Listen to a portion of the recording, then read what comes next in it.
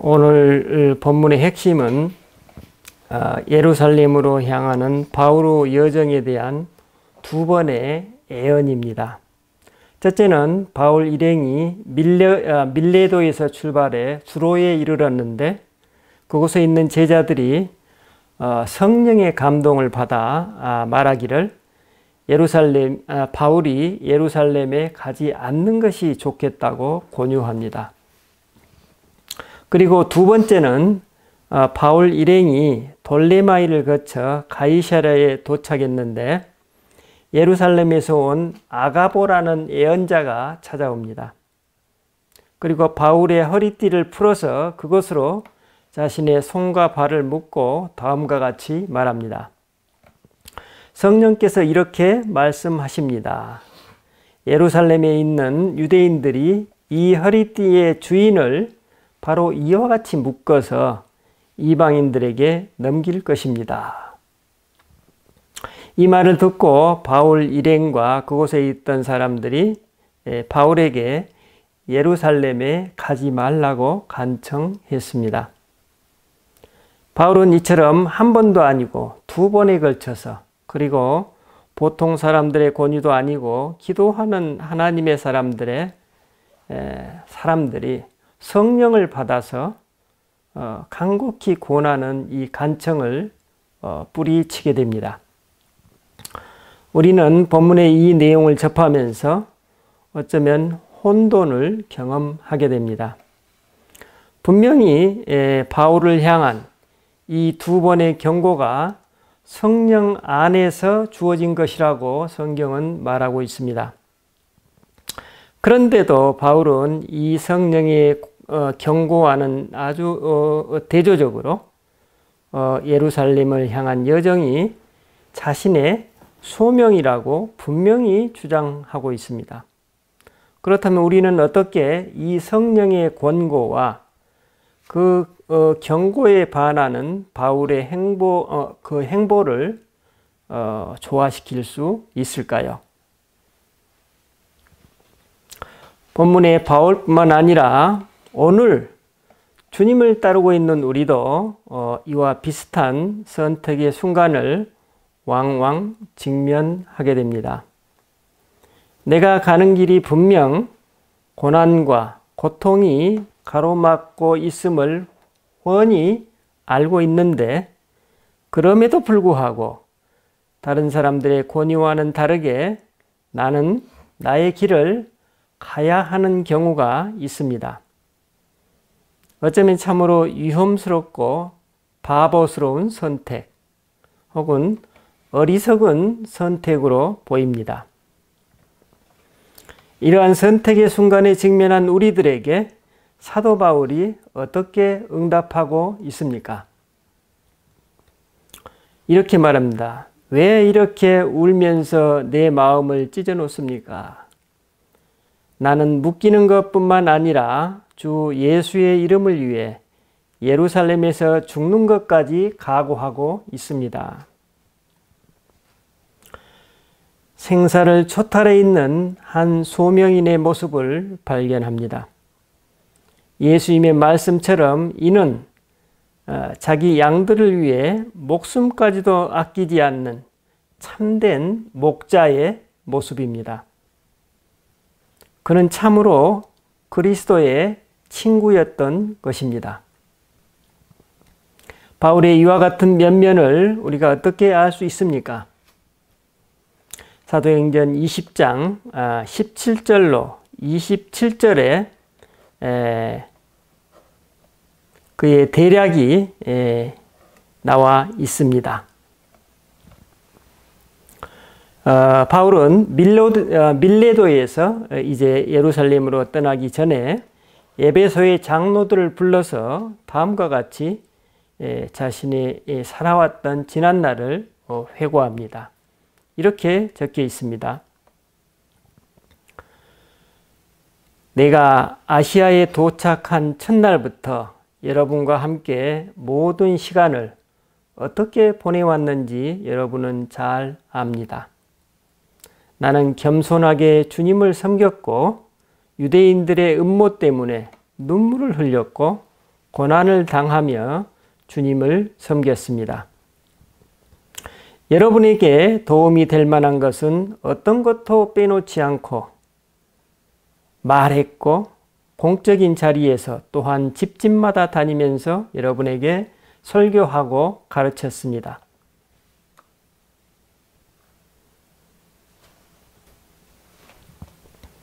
이제 나는 성령에 사로잡혀 예루살렘으로 갑니다.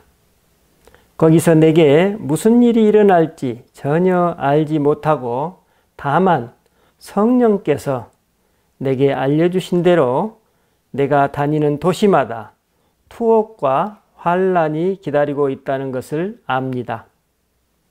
그러나 내가 가야 할, 내가 주 예수께 받은 사역, 하나님의 복음을 증언하는 그 사역을 다 마칠 수 있는 한 내 생명은 전혀 중요하지 않습니다. 이렇게 얘기하고 있습니다. 우리는 이 대목에서 바울이 이미 성령의 감화로 예루살렘으로 갈 것을 확정했음을 알 수 있습니다. 바울을 염려하고 사랑하며 아꼈던 사람들은 그가 앞으로 가게 될 여정마다 투옥과 환난이 기다리고 있기 때문에 바로 그 이유 때문에 예루살렘에 가지 말 것을 간곡히 요청합니다. 하지만 바울은 그것을 알고 있음에도 오히려 땅끝까지 복음을 전하려는 그의 사명을 다하기 위해 자신의 생명을 아끼지 않는다고 증언하고 있습니다. 그리고 사도행전 20장 25절로 27절에서 다음과 같이 말합니다. 내가 여러분 가운데에서 그 나라를 전하며 다녔지만 이제 여러분이 다시는 내 얼굴을 보지 못할 것입니다. 그러므로 오늘 나는 모든 사람의 피에 대해 아무 책임이 없음을 여러분에게 증언합니다. 여러분에게 하나님의 모든 계획을 선언하는 일에 몸을 사리지 않았기 때문입니다. 이 말이 무슨 말입니까? 내가 그동안 여러분을 위해 최선을 다했으니 이제부터는 혹여 여러분이 잘못된 길로 빠지더라도 그것은 자신의 책임이 아니라는 것입니다. 여러분, 오늘 우리 중에 누가 이처럼 자신 있게 증언할 수 있을까요? 참으로 헌신된, 참으로 자유로운 영혼을 가진 참된 목자가 아니라면 말할 수 없는 증언입니다. 바울의 이 증언은 앞으로 그렇게 하겠다는 다짐의 차원이라기보다는 이미 그가 그런 삶을 살아오고 있으며 앞으로도 변함이 없다는 것입니다. 그는 예수님을 영접한 후 과거에도 그렇게 살아왔고 지금도 그렇게 살고 있으며 앞으로도 그렇게 살겠다는 선언입니다. 바로 이 점이 사도 바울이 선택했던 삶의 방식이었습니다.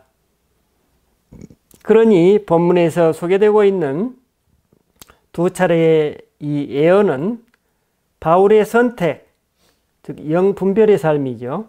바울의 선택에 혼돈을 가져오는 요소라기보다는 그의 사명을 오히려 다지고 재확인하는 요소로 작용했음을 알 수 있습니다. 하나님께서는 하나님의 사람들을 통해 바울로 하여금 그의 사명을 다시 한번 또 한 번 확인하면서 더욱 자유로운 사명의 사람으로 준비시키셨던 것입니다.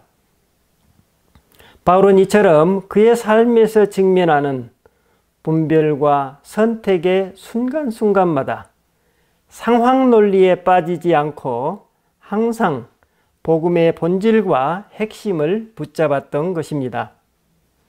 여러분, 우리 각자는 저마다 하나님으로부터 각별한 사명을 받았고 또 지금도 부여받고 있습니다.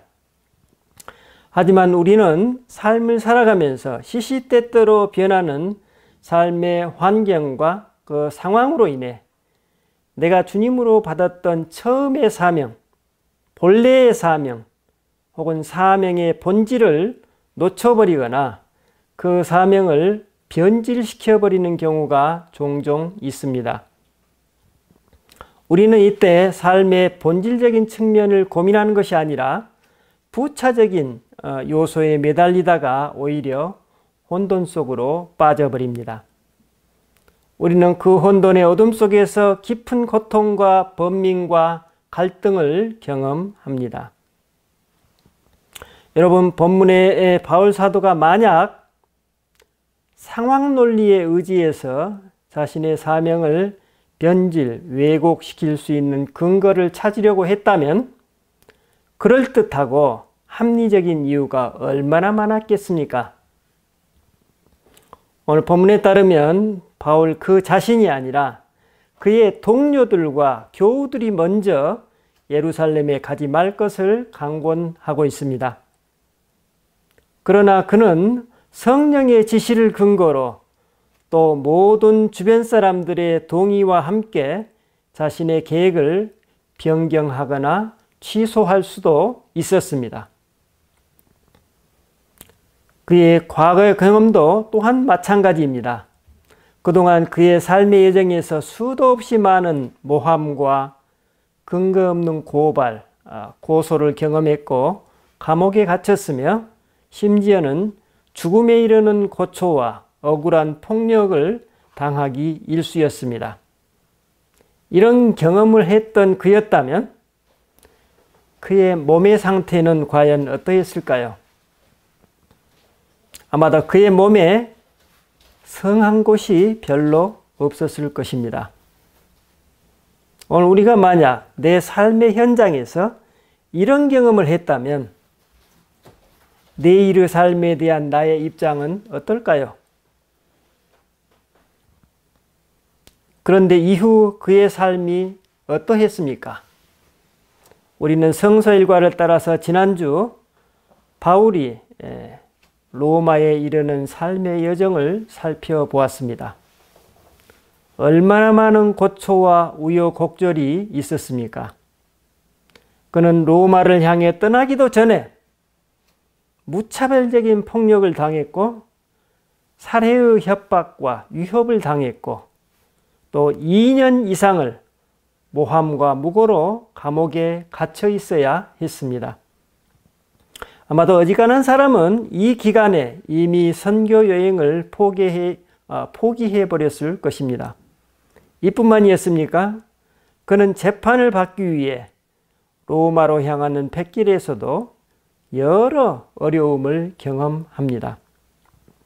그가 탄 배가 출항한 지 얼마 안 되어 유라굴로라는 거대한 태풍을 만나 죽음의 위기를 경험합니다. 그리고 아드리아해를 떠나서 열흘이 지난 어느 날 아침 배는 암초에 좌초되었고 이는 또 커다란 폭풍을 만나서 완전히 배가 산산조각 나는 난파를 경험합니다. 오늘 우리가 만약 이런 고난을 겪는다면 우리는 과연 어떤 반응을 보일까요? 하나님을 위해서 헌신하는 저에게 어찌 이런 고초를 주십니까? 아니면 하나님, 이제 저는 할 만큼 했지 않습니까? 라며 원망하거나 포기하지 않겠습니까? 그런데 사도 바울은 이 험난한 여정을 오히려 그리스도의 복음을 전하는 기회로 삼고 그 여정 내내 살아있는 복음의 능력을 증거합니다. 그리고 끝내 로마에 도착해 교우들에게 이렇게 말합니다. 내가 이 쇠사슬에 매인 것은 이스라엘의 소망 때문입니다. 누가는 본 사도행전 말미에 기록하기를 바울은 로마에서 하나님 나라를 선포했고 메시아 주 예수 그리스도에 대해 담대하게 가르쳤는데 아무도 그를 막지 못했다고 증언하고 있습니다.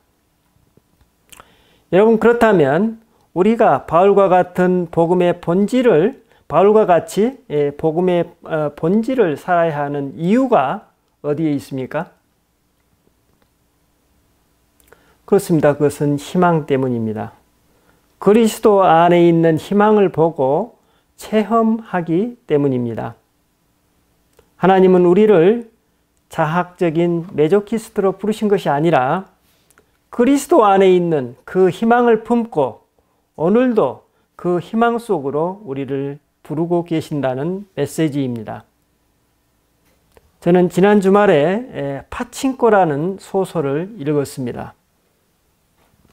이 소설은 재미동포 이민진이라는 작가가 대학 시절에 어느 강연에서 일본에서 활동하셨던 어느 선교사님의 강연을 통해서 일본의 한 중학생이 인종차별적 집단 따돌림을 당해 자살했다는 이야기를 듣고 그것이 이 책의 집필 동기가 되었다고 합니다. 작가 이민진은 무려 30여 년간 이 글을 쓸 자료를 수집하고 수많은 동포들의 인터뷰를 통해서 역사적 실화를 바탕으로 이 소설을 집필했다고 합니다. 이 작품은 그 우수성을 인정받아서 미국이죠. 도서상 최종 후보에 올랐고 또 뉴욕타임즈와 영국 BBC에서 올해의 책으로 선정되기도 했다고 합니다. 제가 개인적으로 뉴스에서 보기로는 오바마 대통령도 당시 이 책을 읽고 감동을 받고 추천 리스트에 올렸다는 얘기를 보았습니다. 이 책의 내용은 우리나라 근현대사를 관통하는 역사적 비극으로 인해 어쩔 수 없이 일본에 살게 된 제일동포들의 삶을 그리고 있습니다. 이 소설은 일본에서 4대에 걸쳐 살아온 한 가족의 파란만장한 이야기를 다루고 있습니다. 조선이 일본의 식민 통치를 받던 20세기 초 부산의 영도에서 가난하게 살던 어머니 양진과 그의 딸 순자, 그리고 순자가 개신교 목사인 남편 백이삭을 따라 일본 오사카에 건너가 낳았던 아들 노아와 모세죠. 모자수가 낳은 또 그 아들 솔로몬에 이르기까지 가족 4대와 그 주변의 인물들에 관한 이야기였습니다. 이들이 전쟁의 소용돌이에 휘말리고 일본인들의 끈질긴 멸시와 차별을 받으며 결국 파친코 사업으로 돈을 버는 이야기를 다루고 있습니다. 우리가 알듯이 제1교포들의 생계를 상징하는 파친코는 일본에서 부도덕한 삶과 야쿠자라는 부정적 이미지로 더 씌워져 있습니다. 일본인들의 제1동포들에 대한 인종차별적 그 차별의 근거를 일본인들은 파친코라는 이미지로 또 역으로 엎어서 합리화하고 있다고 작가는 고발합니다. 그리고 그는 제1동포들이 왜 파친코라는 분야를 통해서 생계를 영위해야만 했는지에 대한 이유를 설명해 주고 있습니다. 그 기저에는 제1동포들에 대한 일본인들의 뿌리 깊은 부조리가 자리 잡고 있다는 것입니다. 특히 작가가 미국에서 하니까 재미동포겠죠. 재미교포인 그 서구인의 시선으로 제1동포들이 거기서 나고 자랐는데도 일본 정부에 또 세금도 내고 일본 사회에 기여하고 있는데에도 불구하고 장기적으로 외국인 지문 등록을 해야만 하는 인종차별적 행태를 질타하고 있습니다. 그런데 이 작품에서 제가 주목하는 점은 이런 사회 역사적 맥락 너머에 한 신앙으로서의 질문입니다. 이 소설에서 일본 오사카에 가장 먼저 정착한 백요셉이라는 인물과 그가 일본으로 초청한 자신의 동생 백이삭 목사가 등장합니다. 이들 형제는 평양의 명문가 출신으로서 그들의 이름이 상징하듯이 신실한 신앙의 가족이었습니다. 형인 백요셉은 평양에서 먼저 오사카로 건너와 공장의 노동자로 자리를 잡습니다. 그리고 이어서 고등교육을 받은 동생 백이삭을 불러 함께 살자고 연락을 합니다. 당시 동생 백이삭은 신학교육을 마치고 평양에서 전도사로 봉사하고 있었는데 마침 형이 살고 있는 오사카 교회에 사역자가 필요하다는 연락을 받습니다. 몸이 약했던 백이삭은 일본에 가기 위해 먼저 형 요셉이 일본에 올 때 잠시 머물렀던 부산 영도의 한 하숙집에 머물게 됩니다. 그런데 백이삭은 그 하숙집에 머물던 중 지병이었던 결핵이 심하게 악화되어 버립니다. 사경을 헤매는 백이삭 목사는 하숙집 주인 양진과 그의 딸 순자의 극진한 간호 덕분에 기적적으로 회생하게 됩니다. 백이삭 목사는 몸이 회복되기를 기다리면서 이제 오사카로 떠날 준비를 하고 있는데 순자의 어머니 양진으로부터 뜻밖의 이야기를 듣게 됩니다. 순자가 갑자기 임신을 하게 되었는데 나중에 알고 보니 그 상대는 고한수라는 유부남이었습니다. 그래서 알고 보니 고한수는 나중에 알고 보니 제1동포 사업가이자 야쿠자였습니다. 외딴 시골의 순박한 처녀 순자가 유부남의 꼬임에 넘어가 임신을 하게 된 것입니다. 당시 시대적 상황에서 남편 없이 아빠 없는 아기를 키운다는 것은 상상할 수도 없는 일이었고 더구나 이 가난한 모녀에게 있어 어떤 해결책도 기대하기 어려웠던 것입니다.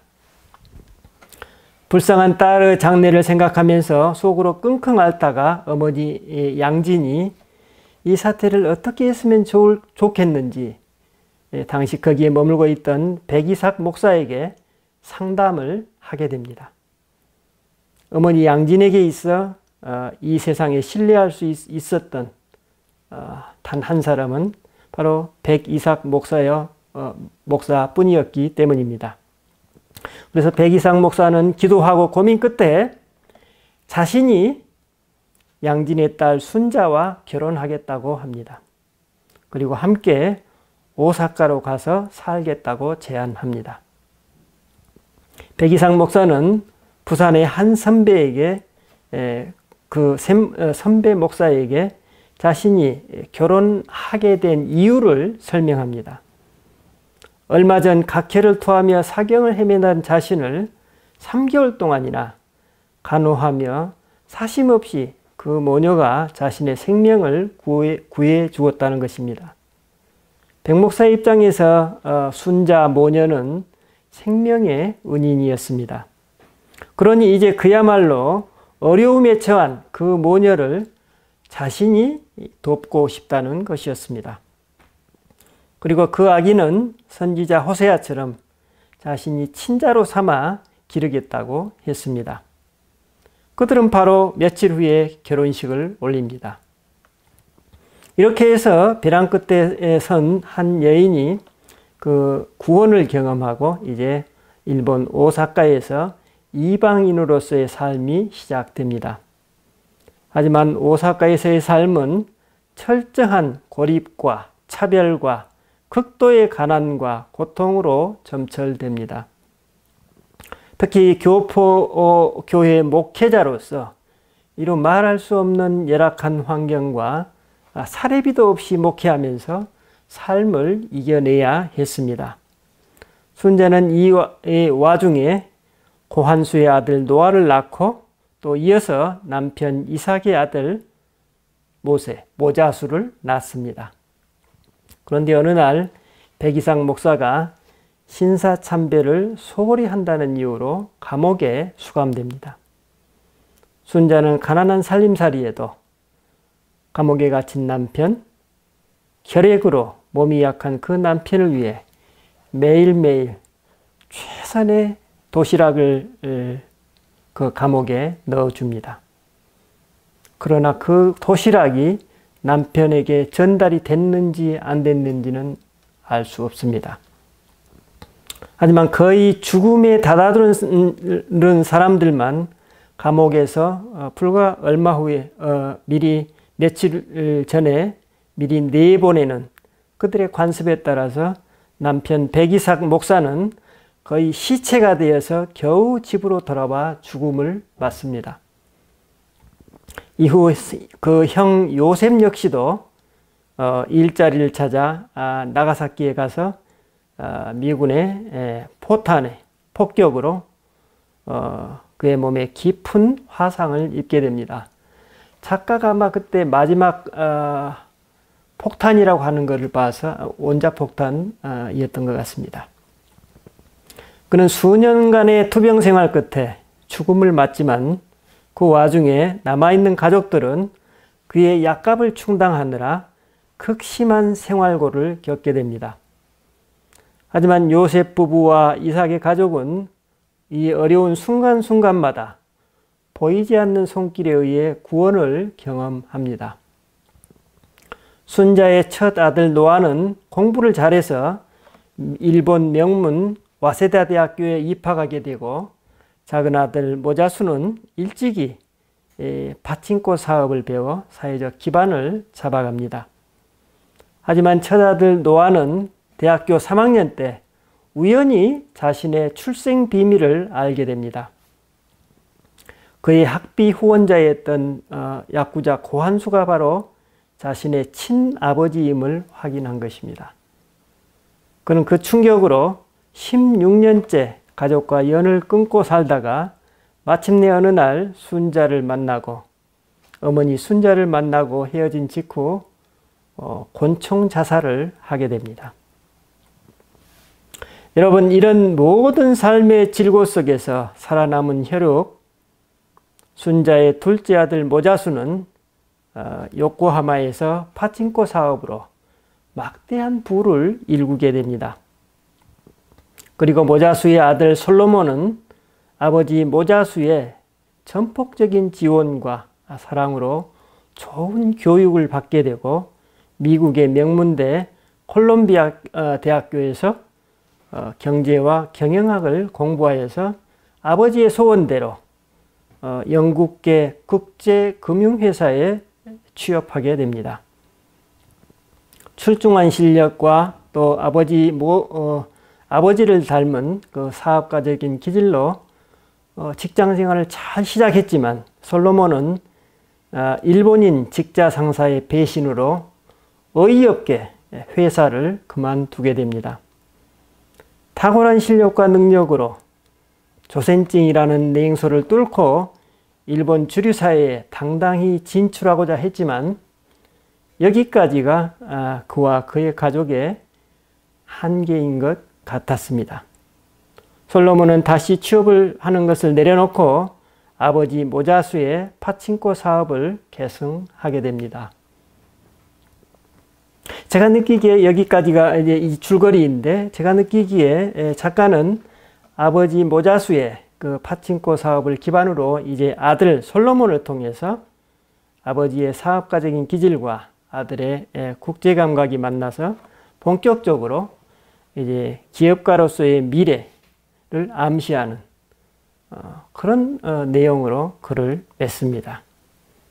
오늘날 일본의 가장 제일 갑부가 된 제일교포 손정희 회장을 저는 이 글을 읽으면서 떠올리게 되었습니다.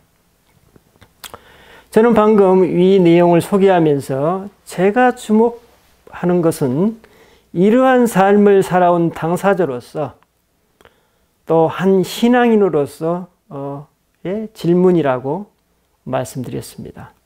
어떤 질문일까요?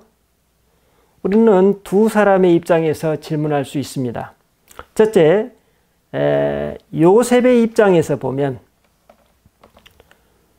과연 동생 이삭을 일본으로 데려와야만 했느냐는 것입니다. 물론 아이가 없는 부부로서 외로움 때문에 마침 교포교회의 사역자를 찾고 있다는 이유로 동생을 초청했지만 그 결과가 어떻게 되었습니까?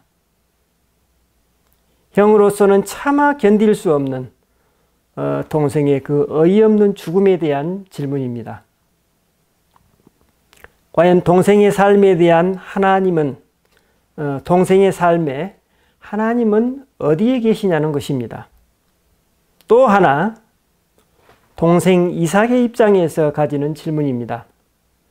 진정 하나님의 사랑으로 아내 순자를 부산에서 오사카에 데려왔는데 그 결과는 어떻습니까?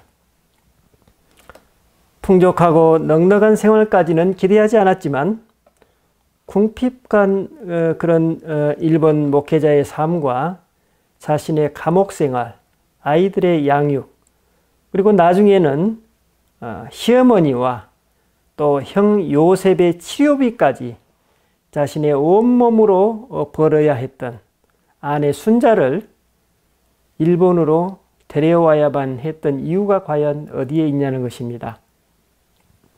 이삭은 불쌍한 순자를 구원하고 난처한 처지의 장모 양진에게 은혜를 갚고자 순자를 데려왔지만 결과는 어떻습니까? 이처럼 우리는 삶의 최선을 다했으나 그 삶이 우리를 속일 때가 있습니다. 이 두 질문에 대한 하나님의 응답은 무엇일까요? 책의 말미에 평론가 김성권의 글에서 다음과 같은 대목이 있었습니다. 이 작품에서 파친코와 더불어 상징적인 것은 입술 갈림증, 즉 언청이다. 양진의 남편 훈이는 입술이 갈라진 언청이어서 양진은 자녀들이 그 질병을 이어받고 태어날까 봐 걱정한다. 유전적인 언청이의 유전자는 격동의 한국사 속에서 한국인이면 누구나 숙명적으로 지니고 태어나게 되는 피할 수 없는 기형적인 삶의 상징처럼 보인다. 그리고 이어서 이렇게 말합니다. 입술이 갈라지면 발음이 세기 때문에 말을 잘 하지 못하는데 이 또한 국제사회에서 자신을 잘 표현하지 못하는 한국인이 겪어온 운명의 상징처럼 느껴진다. 참으로 의미심장한 멘트입니다. 그러면 이 두 질문에 대한 작가 이민진의 응답은 무엇일까요?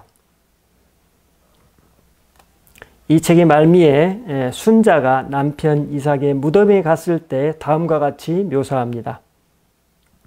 신기하게도 이삭이 살아있었을 때와 다른 형태로 이삭에게 가까워진 것만 같았다. 이삭이 살아있었을 때 그의 성품을 경외했다. 그런데 죽어서는 이삭이 좀 더 다가가기 쉬운 것처럼 느껴졌다. 무슨 말입니까? 남편 이삭의 죽음 후에 그녀는 자신도 모르게 경험되는 삶 속에 감추어진 복음에 점점 더 익숙해지고 있음을 묘사하고 있습니다. 작가는 이후 어느 날 순자가 꾸었던 꿈을 통해서 이런 그녀의 마음을 다음과 같이 정리하고 있었습니다. 선자가 그리워하는 것은 약구자 한수도 또 심지어는 목사 이삭도 아니었다. 선자가 꿈속에서 다시 마주한 것은 젊음과 시작, 소망이었다. 그랬다. 선자는 그렇게 한 여자가 되었다. 한수와 이삭, 노아가 없었다면 이 땅으로 오는 순례의 길을 떠나지 않았을 것이다. 할머니가 된 지금 이 순간에도 일상 너머로 아름다움과 영광이 번쩍거리는 순간들이 있었다. 그 사실을 아무도 모른다 해도 그것이 진실이었다. 이렇게 말합니다. 이해할 수 없는 삶, 그 삶의 이면에 감추어진 삶의 아름다운 순간을 이처럼 묘사하고 있습니다. 이 삶의 아름다움이야말로 우리가 자기 존재와 삶을 긍정하고 앞으로도 계속 살아가야 할 이유라는 메시지입니다. 그래서 작가는 이 책의 서두에 이렇게 말합니다. 역사가 우리를 망쳐놨지만 그래도 상관없다. 처음부터 아주 못을 박아놓고 이야기를 시작합니다. 비극적인 역사 속에 감추어진 개개인의 삶의 신비를 우리 존재와 삶에 대한 긍정으로 승화하는 신앙인의 결기를 묘사하고 있습니다. 삶이 비록 우리를 속일지라도 우리가 무엇을 보고 무엇을 놓치지 말아야 하는지를 전하고 있습니다. 여러분, 오늘 말씀의 전반부에서 사도 바울의 그런 헌신적인 삶이 어떻게 구현되었습니까? 바울 자신의 노력이었나요? 아니면 비상한 어떤 묘수가 있었나요? 그것은 오직 단 하나, 아름다움 그 자체이신 그리스도와 동행하는 그의 삶에 있었습니다. 저와 여러분이 지금 걷고 있는 이 삶의 여정 속에서도 늘 그리스도의 신비와 그분의 아름다움이 드러나고 그것을 누리는 복이 함께 하시기를 기원합니다. 기도하십시다. 주님, 우리는 성령 안에서 산다고 하면서도 이따금씩 어느 길로 가야 할지, 내가 걷고 있는 이 길이 참으로 맞는 길인지, 혹은 내가 걸어왔던 지난날이 과연 주님의 뜻이었는지 혼돈을 경험하곤 합니다. 하지만 주님, 비록 삶이 우리를 속인다 할지라도 우리는 오늘 삶을 계속 살아갑니다. 왜냐하면 우리는 여기서 주저앉을 수 없기 때문입니다. 우리는 오히려 삶을 이해할 수 없을 때 당신을 더 갈망하고 그 갈망의 여정 중에 우리는 순간순간 당신과 삶의 아름다움을 만나고 경험하기 때문입니다. 주님, 오늘 우리 중에 이해할 수 없고 받아들이기 어려운 삶의 실제를 지나고 있는 교우들이 있다면 우리 삶의 신비 속에 감추어진 그 아름다움을 볼 수 있는 복을 허락하여 주시옵소서. 감사드리고 우리 주 예수 그리스도 이름으로 기도드립니다. 아멘. 우리 찬송가 347장